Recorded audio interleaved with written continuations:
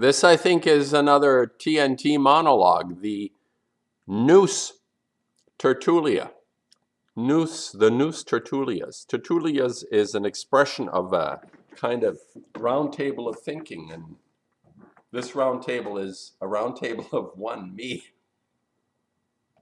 Today, my topic will be chasing snowflakes or creating self.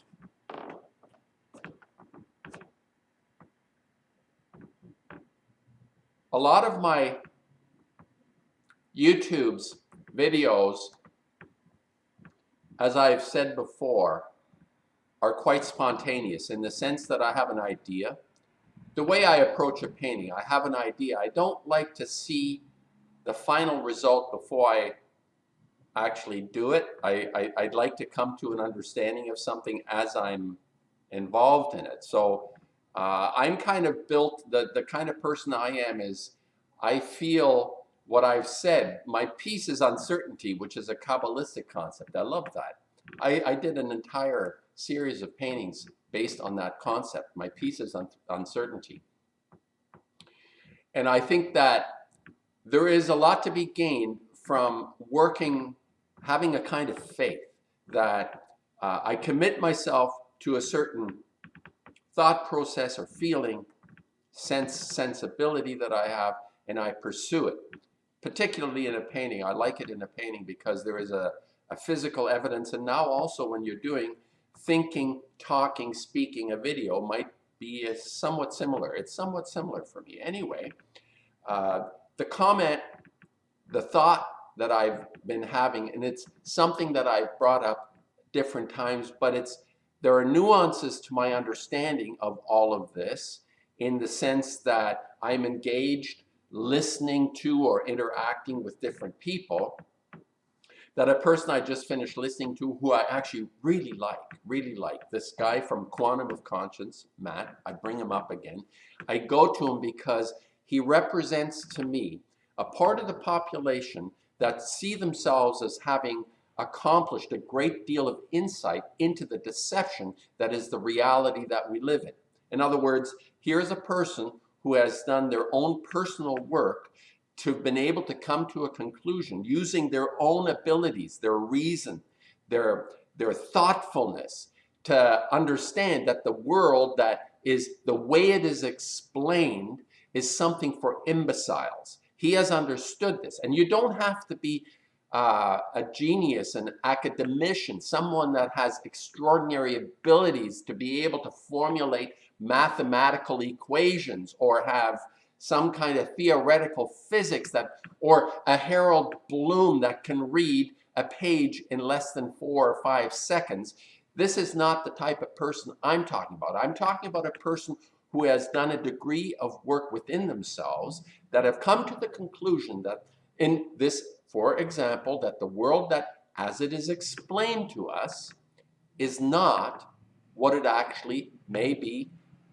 Not necessarily saying what it is, but just saying that the construction that we fit into is not what it actually is. What we are told to believe is actually hooey. It's meant for imbeciles, like moon landings and towers falling down. This is all part of a constructed reality that he is breaking apart with other people like Dana Durnford, especially the brilliant work he's done on Fukushima and dissecting the deception that is coming out of this catastrophe, epic catastrophe, the dreaded red, as I prefer. What happened to my symbol?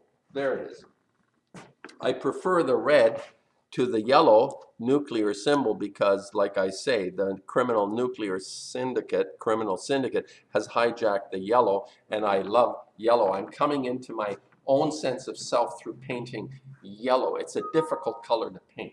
And I'm using the image that Van Gogh's copy of Millet to aid me in my understanding of painting yellow. Okay, chasing snowflakes. And this is not a criticism from the point of view that a lot of people see their YouTube channels trolled by haters or people that have like, they want to prove themselves and they're jealous and they want to ridicule someone. It's not like that. There may have been, I remember in my earlier days as an artist, I felt quite competitive, and there may be at times a bit of a leftover, but this is not my intention.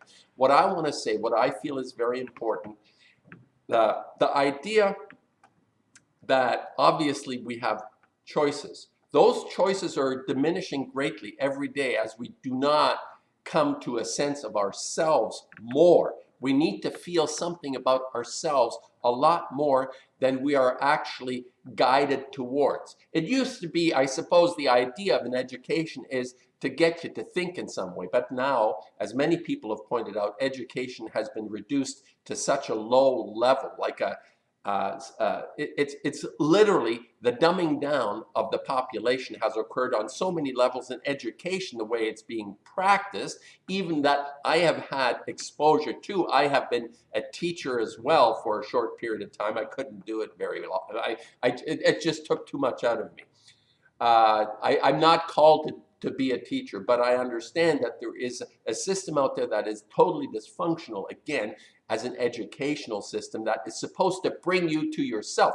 The young, innocent souls coming into themselves through the education system is not happening out there. So now what I want to spend a little bit of time articulating and clarifying this notion, and it's somewhat dualistic, which I'm not crazy about, because the dualism is part of the sense of separation that we feel is part of this dualism. I think this is Kant, and Kant was totally almost impossible to read in many ways. So there are people out there that are creating, maybe not consciously, this conflict within us that is not helping. It's not helping. And here's where I say a person like Matt, who I like, who has understood the deception of the world out there, is not helping, because there is this chasing of snowflakes going on rather than building of self. There should be much more attention paid without discouraging the fight you're in. Have your fight, but it has to be rooted in something that is referred to, as I refer to all the time, as conscience. Now, conscience is a fabulous concept from the point of view that it is an entirely personal, very personal feeling that we all have within ourselves to be on the right side of something. This is very crucial in understanding, because I'm not chasing snowflakes out there. I'm chasing something within myself to articulate, understand, clarify, realize within myself the rightness of something within myself, which then, as I say, is translated into the world out there.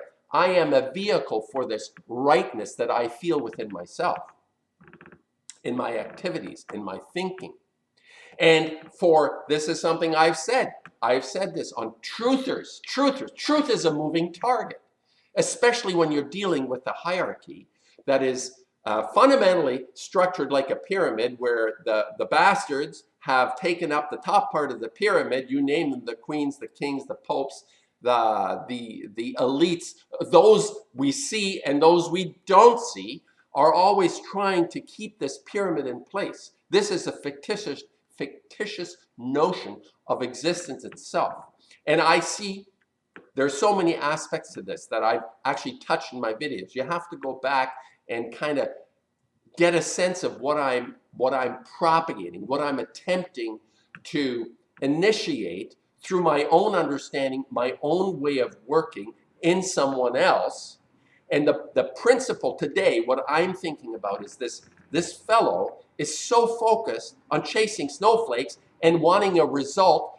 What he says, he's totally frustrated in not having a winning result. It's kind of like chasing down the Fukushima criminals, and we're not getting any results. After 8 years plus, there is no activity in actually a serious resolution to this epic problem, which may not actually be able to be resolved at all. We're stuck with something that cannot be changed for the next hundreds of thousands of years, possibly at the expense of all life on this planet. However, my focus is that which I can change in myself and just around me. So I'll pick that fight and take it to the steps of Parliament or Congress or whatever. Fine, you feel that fight, you go and do that fight. I'm not discouraging that, but it won't go anywhere. Just like a revolution that we know so well in the past, the French Revolution in 1789, a bunch of hyenas and reptiles cut the heads off the top, or what appeared to be the top pyramid, and it ended up more or less the same. Yes, there was a republic. There are certain advances in what is understood to be civilization, but fundamentally, something hasn't changed that continues to escalate into more and more dysfunction, which is what we're in. I call it the culture of death. We have not resolved anything through our revolutions in the past, other than possibly achieving certain advantages. Yes, certain groups have actually been able or are more allowed to take advantage of certain affluences and benefits, but the fundamental benefit to us has not been achieved. And here's where I depart from a lot of the truth channels, is that this feeling of chasing snowflakes and expecting for people out there to change will never happen. It is something that is so fundamentally irrational to me to assume that just because I reveal to you what I call a truth, for example, it's the whole idea, the NASA idea of moon landings is so preposterous the way it's explained, the way it is understood in the public who doesn't really ask, because the imbecilic nature of our self, our reasoning has been displaced by giving power to people that have no reason to have the power that they have, because they're totally irrational. It makes no sense. Whatever their explanations are about something that has occurred, the way the world appears to be, the explanation makes no sense. So yes, Matt pursues this beautifully, superbly. I highly recommend this channel on understanding not how the world actually is, because that's what I'm involved in. I want to know how the world is, which is the inner world that will filter out into the world out there. That's what I'm interested in. But still, the value of this person is tremendous, because he has dissected and deciphered the deception of the people that are actually in charge of this pyramid, filtering down into total ignorance from brilliance. And they're not brilliant at all, because they're stuck in a perception of their own relationship to what I call eternity, with which I have a romance. They have no sense of this eternity, and as such are rather poor souls. They are actually pathetic souls. If they do not realize that this is not manipulatable, the way they think they can manipulate this existence and still have an attachment to this incredible mystery, which I call eternity, we got to feel this romance with what religions have tried to hijack from us, to feel this sweet sense of wonder and curiosity about the situation we're in. Not to explain it through God or anything else, but something that we're a part of. Like, we are most of the time just fish swimming in this bowl, and every now and then an artist or an enlightened type sticks their nose out and says, hey, wow, imagine this. We're not what it appears to be. So this is part of my exercise of, I suppose, every now and then attempting to stick my nose out of the fishbowl and saying, hey, this is what it looks like outside. Anyway,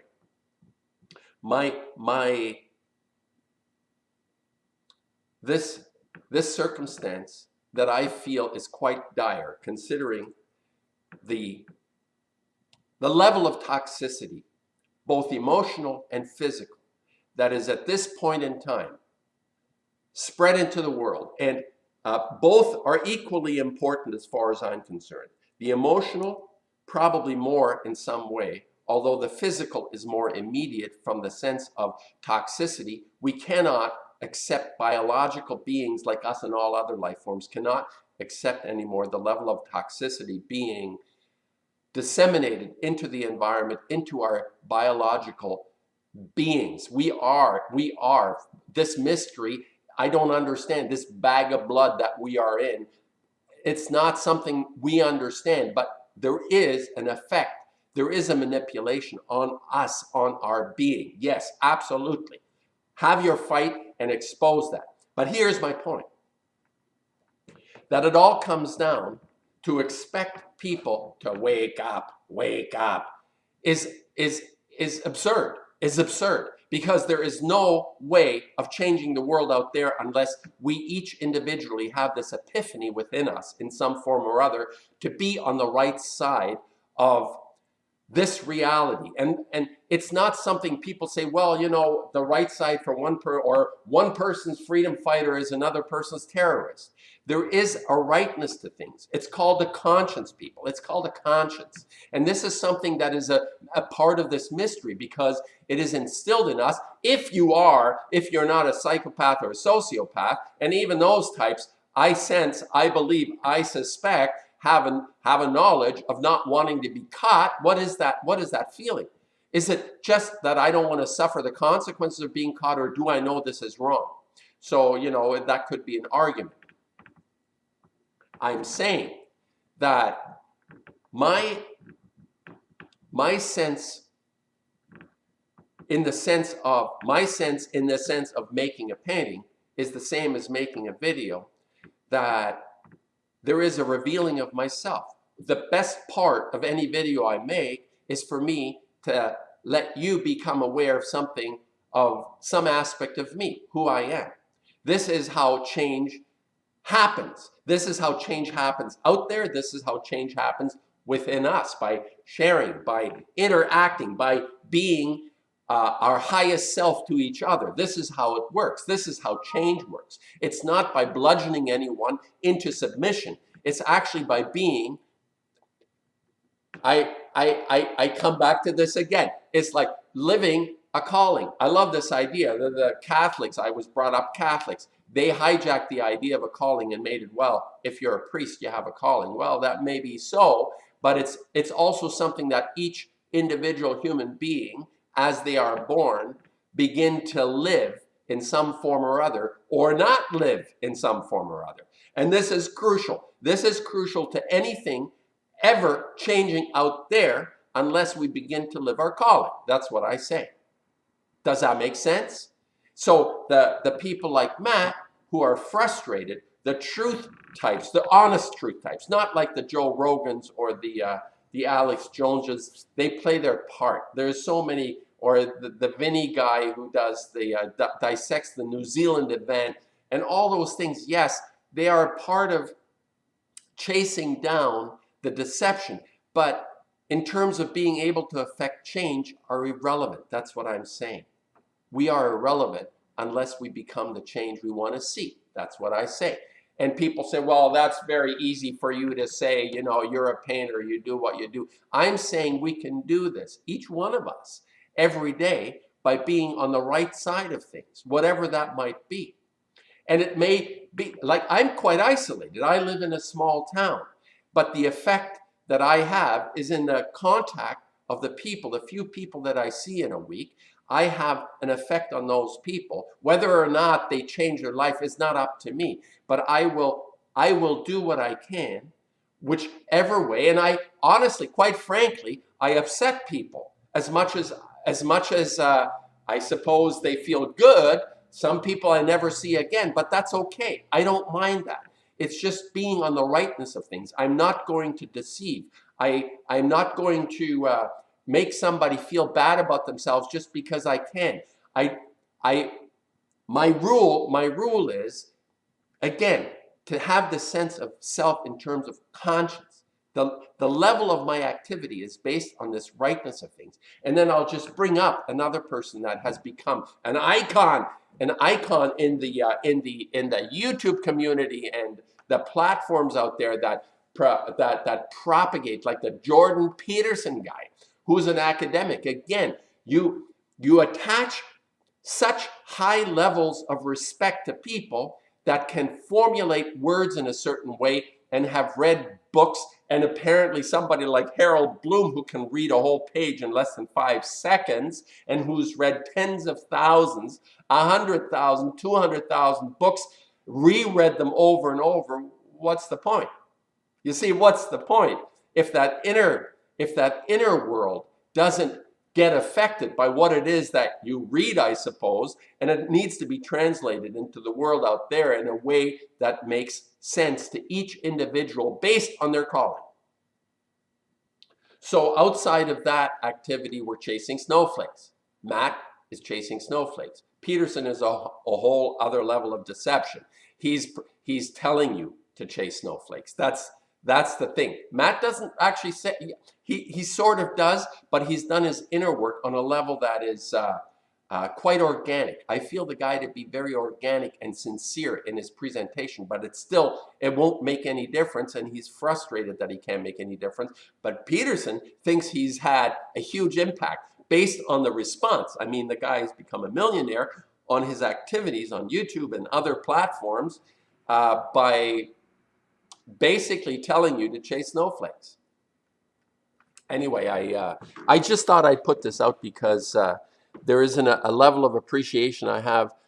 And, you know, some people like to keep track of the way I'm thinking and what I'm doing. And you can see behind me the paintings I'm working on are based on, I'm visiting my yellow stuff and it's developing into something else, actually. It's not just a copy of Vincent, who copied Millet. Vincent actually copied a lot of different people. And I understand that, you know, I'll just explain a little bit about the idea of making art, what it means to me. And that is, historically speaking, there's always been this high anxiety around subject. And when I say anxiety, even from the level of beauty, that there is a sense of beauty in something that we're attracted to. I think there has been an enormous focus on creating this sense of beauty in something. In the case of German art, as Georg Baselitz, quite an interesting artist that I like, has said the history of German art is ugly. But even in that ugliness, there is an attraction. I'm not going to call it beauty, but there's an attraction. There's something of value within what appears to be ugly. So here's where I separate myself from a lot of people, art people, painters, that focus on the subject. And good painters, good artists, have always understood that the way of working is as important as what it is that you see in the result. So in order to get the result you want, you need to develop a way of working that is very personal. Again, it's tied into calling.